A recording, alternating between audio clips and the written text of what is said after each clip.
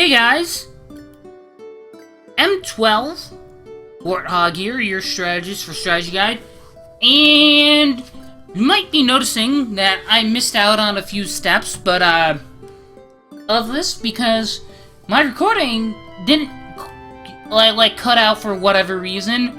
I did some looking into that. I fixed the problem. So pretty much what I did though is I declared war on the Nipcat Horde, or whatever their name is. I'll try and pull up which nation it was. This one. And what I did is I took this territory, and then I attacked that one, and then apparently their leader was there. I didn't see it. Maybe they moved it there on the turn that I attacked, which means I got this and this territory here. Now I have all of this.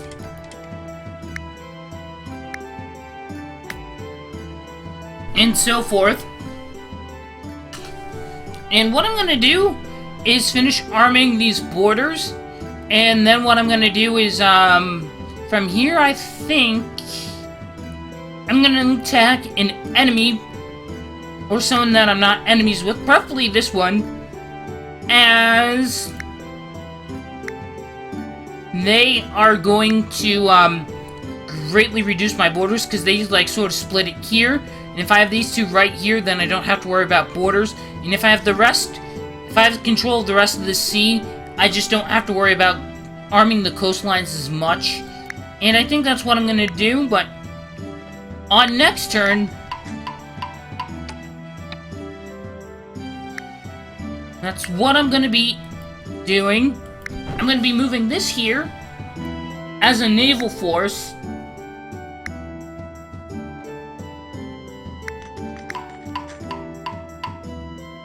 Now what I'm going to do is, because now that I'm getting a lot more money because it's taxes and it couldn't come at a better time,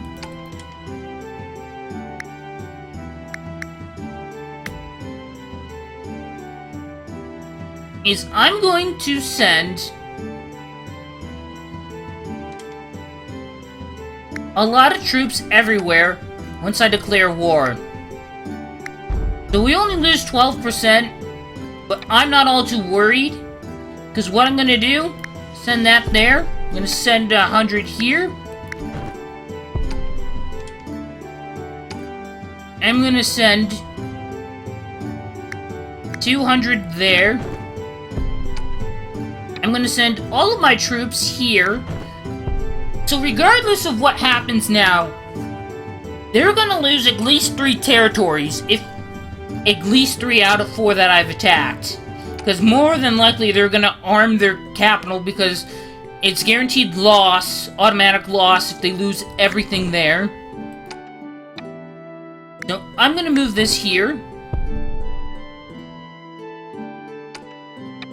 I'm going to move this here. And I'm going to move this down here. Okay, now I'm going to end my turn and see how this plays out.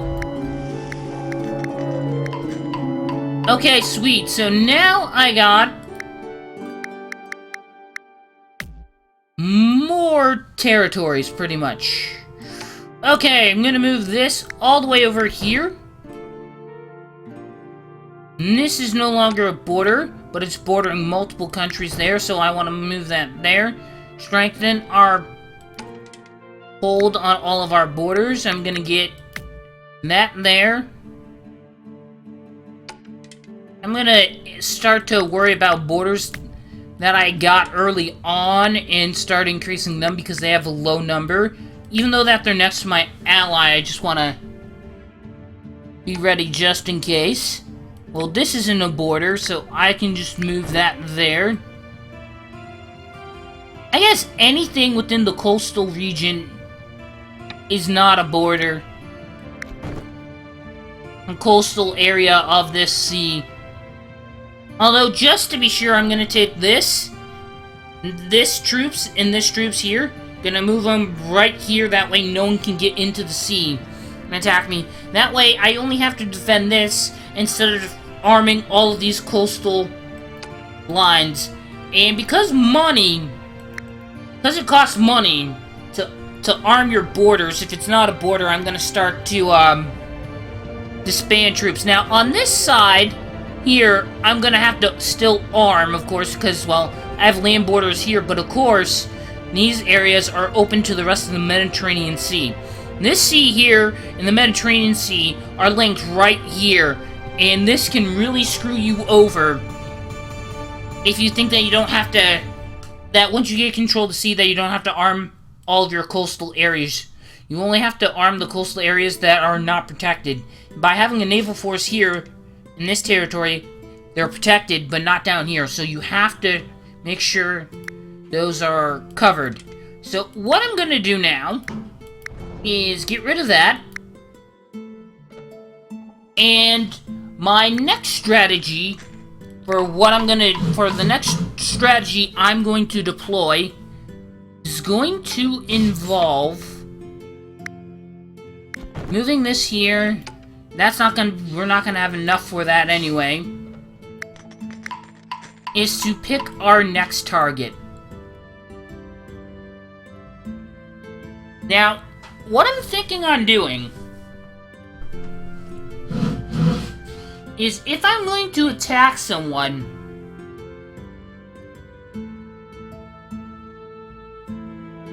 I want to take out their capital and get all of their territories at once.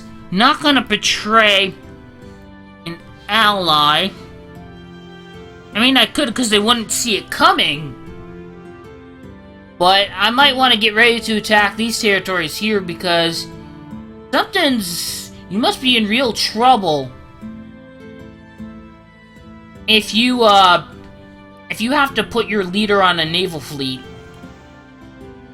Yeah, if you have to evacuate your leader via a naval fleet, that means you're in trouble or something's up. Not sure what. If he's reluctant to ask for help, I'm just gonna send him some help. And I'm gonna send my ally, some gold. Because I'm an awesome guy.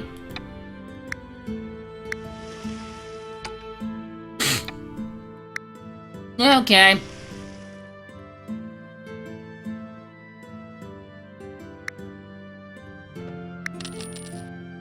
So, what I'm gonna do now is I have this pretty much protected, but what I could also do, seeing as they can't get here unless they're here, what I could technically do is still have my forces here and still be protected and still protect this pretty much sea area here. Now what I'm gonna do is get 200 troops and I'm gonna put them on the water, and then we're gonna go attack someone and take them by surprise. We have received your support. Your opinion of us has drastically improved. Now that's good, because when it comes time to use a ballot, which will happen when we get the title of Grand Ruler, which is a bit out of our reach, we'll be able to do that. Actually, not that far. 15% more territory. I have 25% of all territory, of the total territory on this map. I need 15% more to obtain Grand Ruler, which is 40% of territory on the map, and second place has to be 5% or less territory than you. So minimum 40, second player with 34 or less is bare minimum. Okay. Get 200 out onto the water.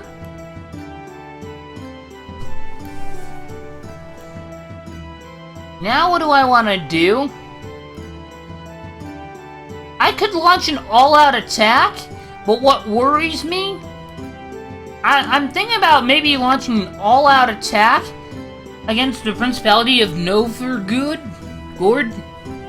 I'm not sure how you pronounce some of these nations' names, but I'm definitely not going to do that quite yet, because these three territories are cut off from the rest of it, and I really don't like having that. but I definitely want to be able to reconnect them. They do have a lot of territory, and I think I could get that from them.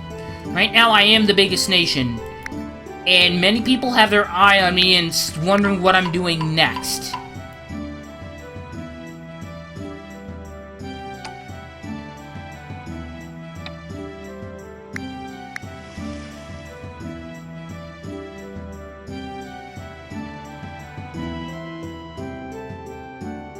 So my guess is, this is Egypt. They originally started with their leader and their starting territory right here. Now, they were in a war with the Kingdom of Jerusalem, which started here. So my best guess is, they probably, for their own safety of their leader, moved it back here or here. So if I wanted to attack them, I could go there. But I've already planned to attack someone who has bigger territory. Now, I could take these guys out and reduce the border if I wanted to, but here's the thing. 1, 2, 3, 4, 5, 6, 7, 8. I just have 8 territories I have to defend because they're on coastlines. This one's 1, 2, 3, 4, 5, 6, 7, 8, 9. And this one has more, but I'm getting more territory. I have 9 borders, but here's the thing. It's actually, because I have 4 here, then I have 3 here, so that's 7. It's actually going to be 8, because if I put like a naval unit here, in these 2 spots, I can sort of limit what comes through. So, anyone who's at war with me is not going to be able to get through unless they fight me, as well as I could get other things as well. Sort of like limit what goes in, or if someone who I think is going to declare war on me, like if they drive past here into the sea, which they should have no reason to go in here, unless they want to attack me, I'll just move my units right on top of them. So when they act upon it, I can just be right on top of them and do that. Now, of course, they have way too much for me, and if I gain too much territory at a time, and not being able to defend it can also be a problem as well. But we're gonna see where their leader is, and I'm probably just gonna scan the coastline. I want to know right where their leader is, and all this stuff. I'm not gonna attack them directly yet. But what I definitely do want is I'm probably going to be better off attacking Egypt. And this fleet of 200 is definitely going to attack people that I originally intended to, but not right now. So as you can see the red line, that means Egypt is at war with the Kingdom of Siberia, and the Byzantine Empire is allies with them. So I'm going to demolish them in some devastating, surprising all-out attacks. I'm just going to surprise them with an all-out attack. They're not going to expect me to go to war. I'm going to prepare all of my borders, and I'm going to see how many I need to attack, or how many borders can attack. Because if I expand it into where I need... Wait, okay. So this one can attack here, this one can attack here, this one can attack here, and then this one would have to separate into 2. So that means I would need 100. Now, when you're playing down here, this is the more desert-y areas, I think. And these are the more frigid areas up here. So what I've noticed is the more frigid areas, or the more extreme temperature areas, you're gonna have a less lower population. So what that means is you wouldn't be able to, say in this territory here, buy 100 troops if you need them, or hire 100 troops for your empire, for its army, whereas this one, as you can see, is a giant city, but it's also fortified. I could easily buy a couple hundred. No problem. So that's going to be a problem when I raid them. So I'm mostly likely going to have to buy troops from these areas down here, send them by naval fleet, or just send them and take a few turns. It may take one or more turns, but it's definitely going to be more cost effective, as I'm not going to have to spend money on the disembarkment fees, which is sort of a strategy, because in this game, you sort of, unlike Risk Factions, you sort of have to rely on your military strategy and your economic strategy in order to win this game. So guys, what I'm going to be doing now is I'm going to be initiating what will be the first of many attacks on them. You mess with my allies, I'm just gonna mess with you in return because I feel like it.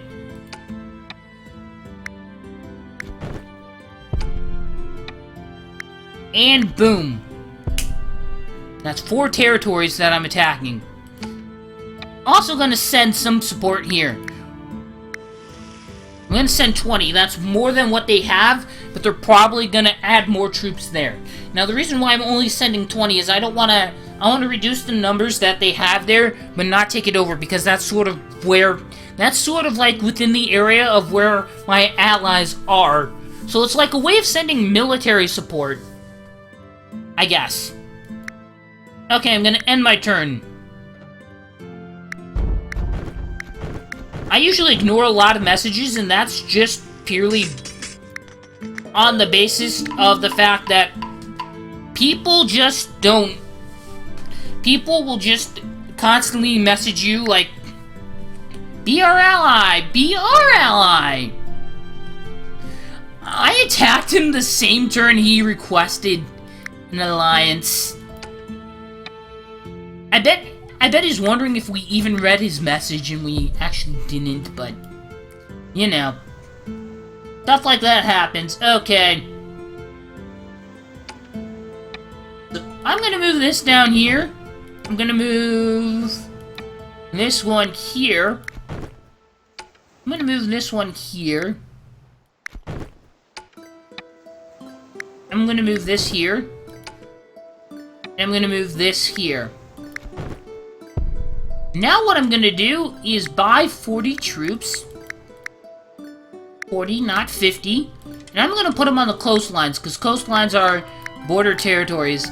Unless you can seal off and prevent anyone, like I did with this sea here, a coastline is a border. And you always arm your borders. Okay! So, now that I'm going to launch another wave of attacks,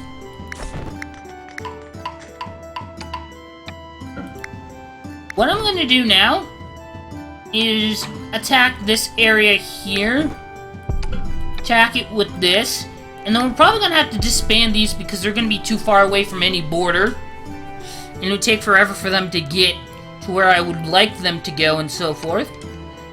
Now, for now, we're just going to rearm this because I think one of these areas could be attacked. And what I'm going to do is attack there. And then I'm probably going to abandon that territory. I don't know. Wow, we definitely did a number on them. And they definitely did a number on us. Getting that territory was probably, I would consider to be a Pyrrhus victory. We may have gotten the territory, but we lost way too many troops for it.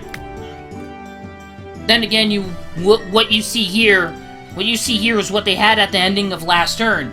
Who knows? You may think that you're attacking a territory with 11 troops, and it turns out they just bought 1,000 troops for that area. So, problems like that will definitely happen a lot. Okay.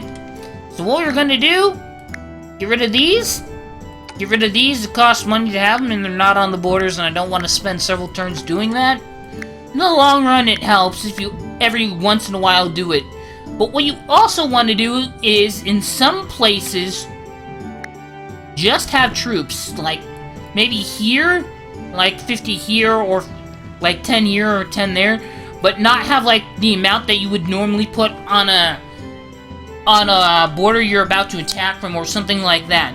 Now, the reasoning for this is so that in case your happiness unexpectedly goes down below a level where people will want to rebel, because sometimes you can have random events where your happiness goes up, sometimes it goes down below enough to where people will want to rebel.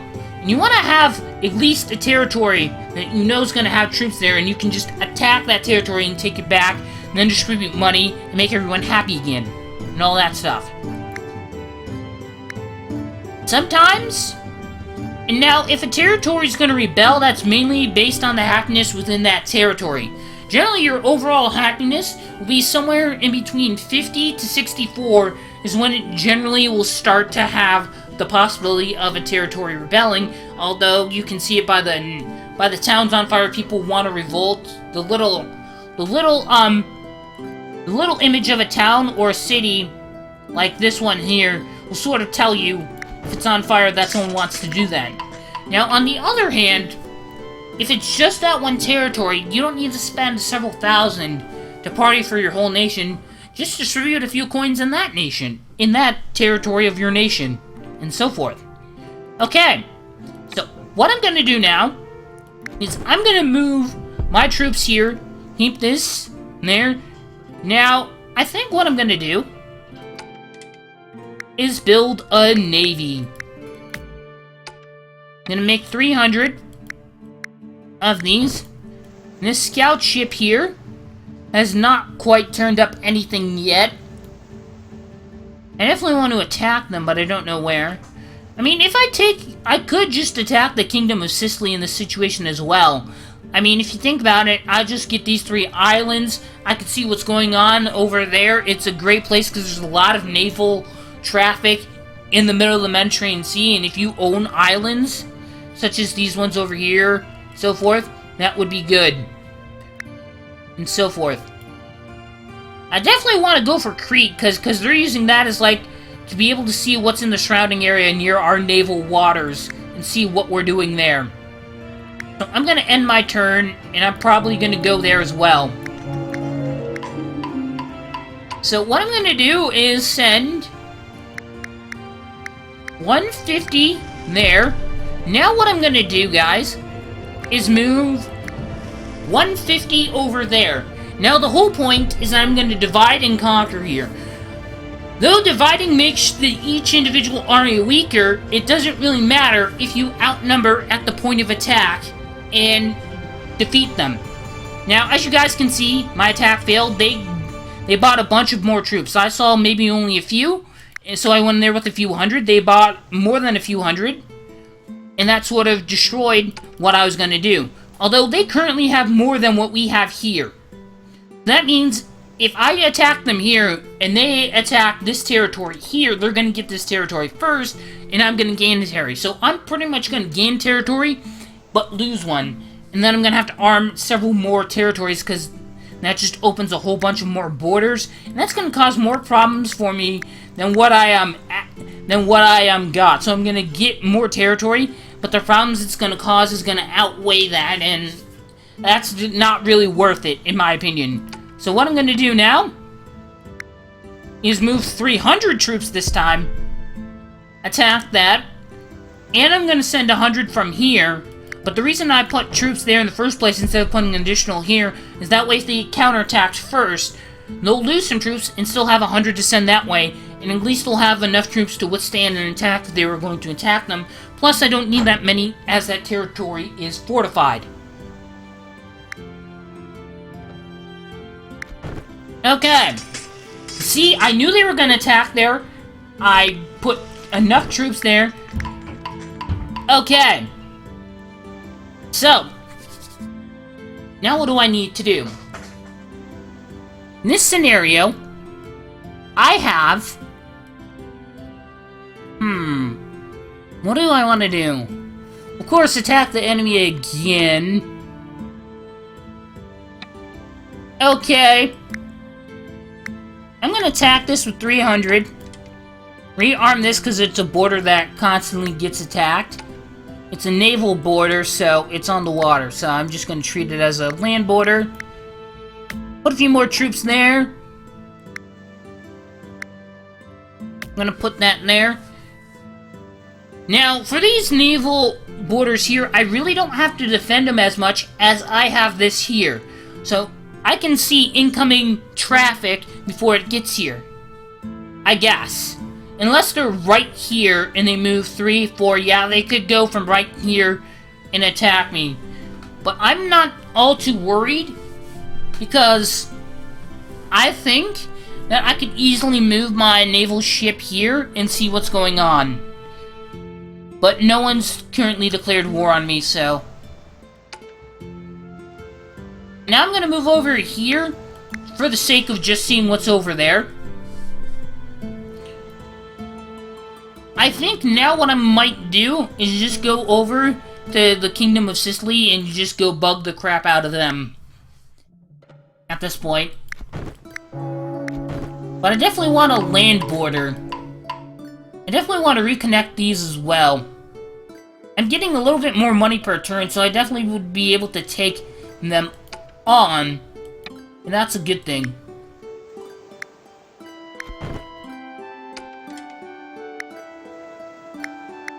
I'm gonna put 50 here, because I have suspicion they're gonna counterattack me first. I need to rearm this. And I think I'm pretty solid on where I have to go now.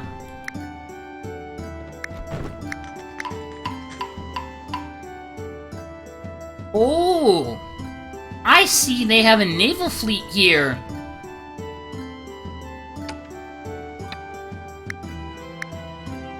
Let's send 100 troops their way. Gonna give me 50 for this.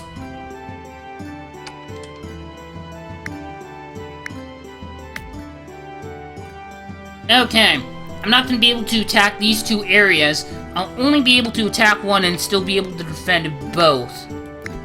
So I'm going to go there. As you guys can see, now I'm getting at least 100 per naval area.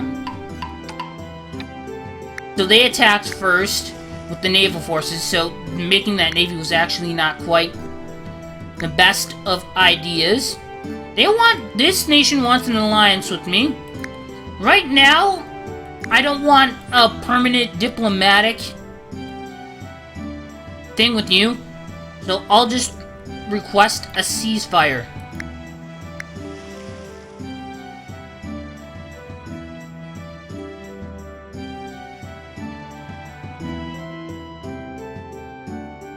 Okay, so let me think here. I definitely should have moved this over a while ago, because this is no longer a border. Occasionally you have to check your other areas. Okay, this area is completely surrounded. So I'm definitely gonna want that. Oh my god! Oh my god! Victory? I just have a victory move right here. Here's M12 strategies for success. If you have a leader in any strategy game, and if the result of them capturing it automatically means that you lose, don't move it near your borders. They have 22 here, I have 213. I could launch an attack and raid them, although I wouldn't have enough money to arm all of these borders, and I would sort of have to ask this nation here for a temporary peace, or as I call, ceasefire. Now, of course, by the time they accept that, I probably would have already taken them out by now. Okay, so what I want to do is I want to have at least 100 here.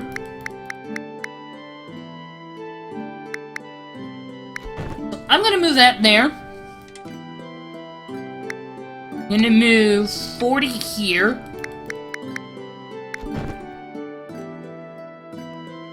And I'm gonna be super smart about this. And I'm gonna attack them. Now, seeing as I'm going to attack them, I might as well attack other territories and not solely rely on the fact that I'm gonna get their leader. They could easily move it out of the way. So what I'm gonna do now is move this here. I'm gonna move this one here. I'm gonna move this here.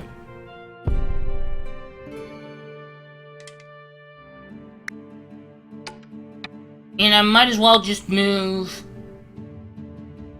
this here and grab as much territory as I can. Now these 2 territories will probably be... This one will probably be open to an attack if this fails, and we don't get this, but I can easily make it back because now we're much closer to them. So, the risk is worth the reward in this scenario. It's definitely worth it. Okay. Though they obviously did what any smart person would do, move their leader out of the way. But now, I'm going to do something even better. They moved it into a better position for me to capture it. The way I'm going to do that is cut them off. I'm going to cut them off here, move 100 there, that way they can't move their leader into any other neighboring territory, and flush all of my troops right into them. Now, I don't have a whole lot of money to throw around for building more borders, but I'm definitely getting more land, so more tax money for me. So in the long run, this is definitely going to work out. Okay, so I did that. I pretty much... Wow, I'd stopped and finished off Egypt. You are at war with...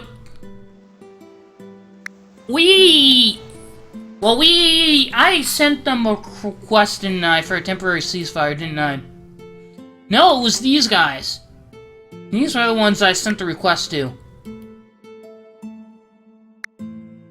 Let's check their diplomacy. Okay, they have not accepted it yet, or they ignored it. Okay, they have... Okay, they need help with the PayPal states taking them out, because they're going to war with them. Oh, crap. Yeah, I'm out of money at the moment. But I'll definitely send financial support if I can next turn. Oh, title Grand Ruler, I love that. Here, my friend, I offer you 200 coins.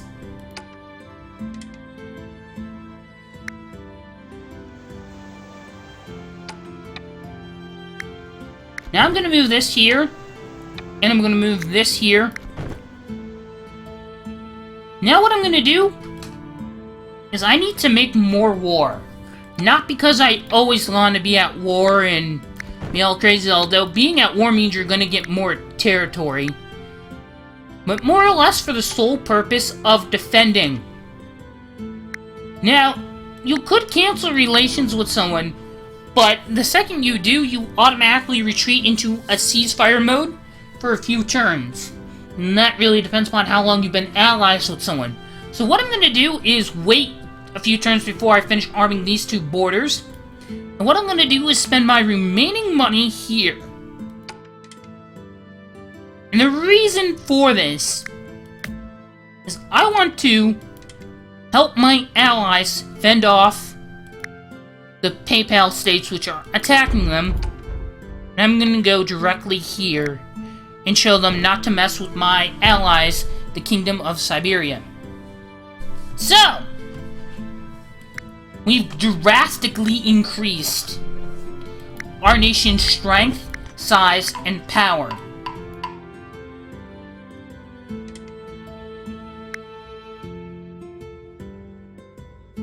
The Emirate of Grenada. I may be mispronouncing that, but I guess they're in the same war we are against the PayPal states here. I'm gonna send them more support. I'm not gonna send them as much this time, because I sent them a lot last time. So I'm gonna send them 60 there. I'll put up 100 here, and then I'll move 100 over somewhere else. Actually,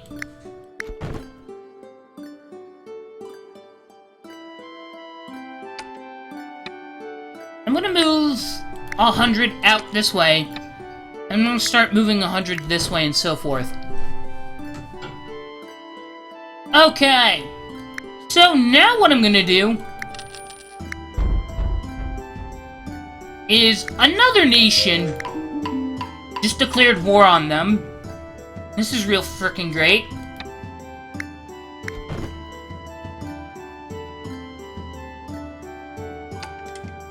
Okay, what I'm gonna do now grab 100.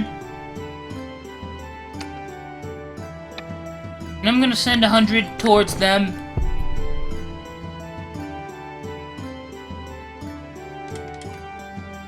I'm gonna go here. What would be overpowered is if I got all of this land that Tunis owns. I think that's how you say it. Something like that. Okay. I'm gonna move this here. They definitely want to move it to an island because that would leave it more vulnerable and isolated for their leader. Well, I'm not sure quite where they're keeping their enemies, where they're keeping their leader. Gaelic Ireland. Holy crap, did they gain a lot of territory? They took out my ally, I think. Holy crap. They must be in, like, 3rd place. Nope, they're in 4th. Kingdom of Norway is ahead of them. Just by a little bit, and I'm still ahead of everyone else. But you wanna know what? I think this is a great time to end this episode of Strategy Guide here. Hope you guys enjoyed watching. If you did, taking the time to leave any comments, questions, or feedback for me in the comment section down below would be highly appreciated. And I will see you guys later in another video. Bye-bye!